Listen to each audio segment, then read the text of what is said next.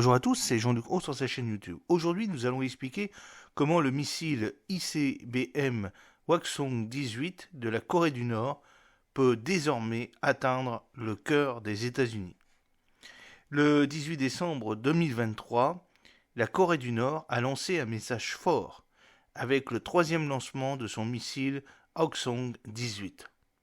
Le missile a atteint une altitude maximale de plus de 6000 km avant de tomber dans la mer à l'ouest d'Hokkaido, en dehors de la zone économique exclusive du Japon. L'escalade du programme de missiles balistiques intercontinentaux ICBM de la Corée du Nord représente un tournant majeur dans la dynamique de sécurité mondiale. Les missiles Hwasong 14, Hwasong 15 et les récents Hwasong 18 sont au cœur de cette préoccupation croissante en raison de leur portée étendue et de leur potentiel destructeur, tous capables de frapper le territoire américain. Les missiles Hwasong 14, Hwasong 15 et les récents missiles Hwasong 18 sont tous capables de frapper le territoire américain, comme vous pouvez le voir sur cette carte, sur la photo. Et vous avez une représentation des différents missiles.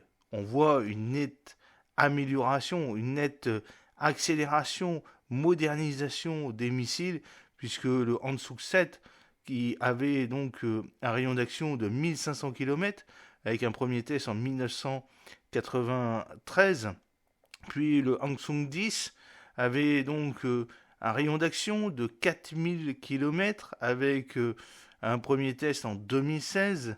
Ensuite, il y a eu l'année suivante le Hwasong 14, qui lui avait un rayon d'action de 10 000 km avec son premier test en mai 2017.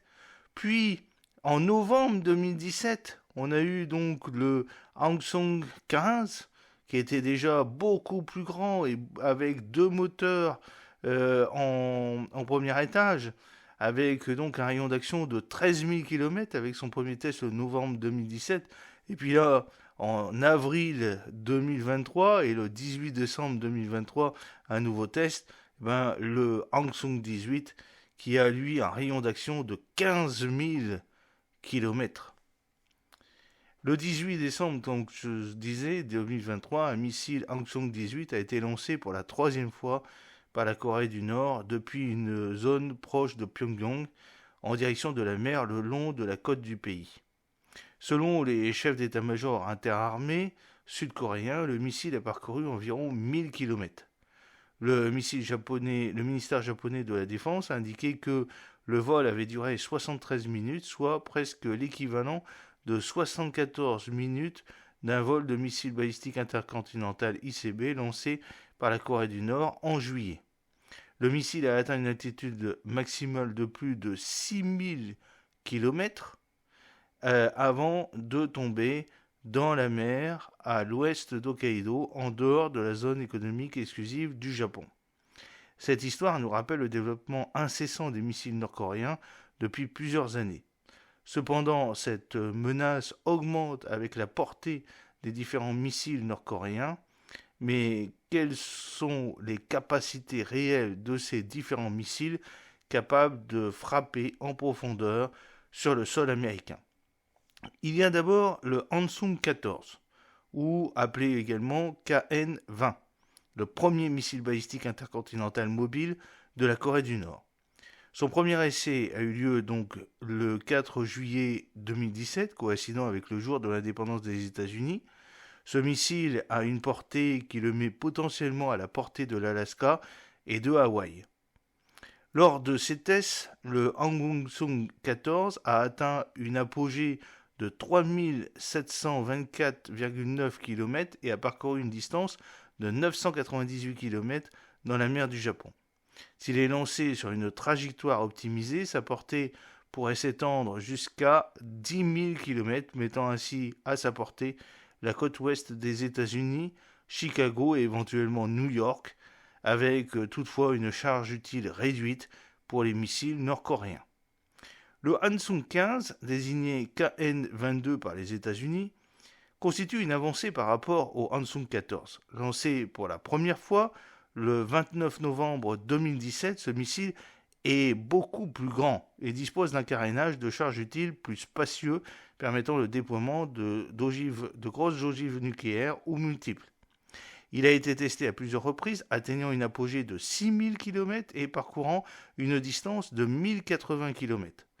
La Corée du Nord affirme que ce missile est capable de frapper l'ensemble du continent américain. Le Hansung 18 est le dernier né des ICBM nord-coréens, décrit comme un missile à combustible solide, plus difficile à détecter par les systèmes de surveillance. Lors de son dernier exercice de lancement, il a atteint une altitude maximale de 6518,2 km et parcouru une distance de 1002,3 km. Ce test a démontré sa capacité à frapper n'importe où sur la zone continentale des États-Unis. Si la Corée du Nord a lancé une attaque nucléaire contre les États-Unis, cela entraînerait des destructions massives dans les zones ciblées. Les explosions nucléaires causeraient des dégâts immenses et immédiats, détruisant les infrastructures et causant d'innombrables pertes humaines et blessures graves. Au-delà de l'impact initial, les effets à long terme seraient également catastrophiques. Les retombées radioactives pourraient contaminer de vastes zones, rendant les zones touchées inhabitables pendant de nombreuses années et affectant gravement l'environnement et la santé publique. De plus, un tel acte déclencherait probablement une réponse militaire massive de la part des États-Unis et de leurs alliés, conduisant à un conflit potentiellement mondial. Les répercussions géopolitiques et économiques seraient immenses, perturbant l'ordre mondial, les marchés financiers et les chaînes d'approvisionnement mondiales. En outre, l'utilisation d'armes nucléaires aurait de profondes conséquences psychologiques sur les populations mondiales, renforçant la peur et l'incertitude quant à la sécurité et à la stabilité internationale. Cela pourrait également déclencher une course aux armements nucléaires et encourager d'autres États à développer ou à acquérir des armes nucléaires, augmentant ainsi les risques de prolifération nucléaire. Quant aux capacités d'interception des États-Unis, c'est un sujet complexe. Bien que les États-Unis aient développé des systèmes avancés de défense antimissiles, l'efficacité de ces systèmes contre les ICBM, comme la série Hansung, n'est pas absolue. Des facteurs tels que la trajectoire, la vitesse, la charge utile du missile et les contre-mesures telles que les leurres peuvent affecter le taux de réussite de l'interception. Cependant, les patriotes présents en Ukraine ont réussi à intercepter à plusieurs reprises des ICBM russes, ce qui laisse penser que les États-Unis pourraient avoir des moyens d'intercepter ces ICBM se dirigeant vers leur territoire.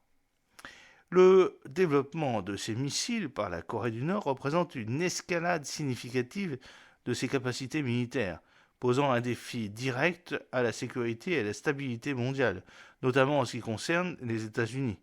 Les progrès techniques de ces missiles, tels que l'augmentation de la portée et de la capacité de charge utile associés aux défis qu'ils posent au système de défense antimissiles, soulignent la complexité et l'urgence de développer des solutions concrètes capables d'intercepter tout type d'ICBM. J'espère que cette petite vidéo vous a plu, qu'elle vous a permis de mieux comprendre l'avancée de la Corée du Nord dans ses missiles intercontinentaux. N'oubliez pas de cliquer sur le pouce pour promouvoir cette vidéo, de vous abonner si ce n'est pas encore fait et de partager cette vidéo sur vos réseaux sociaux.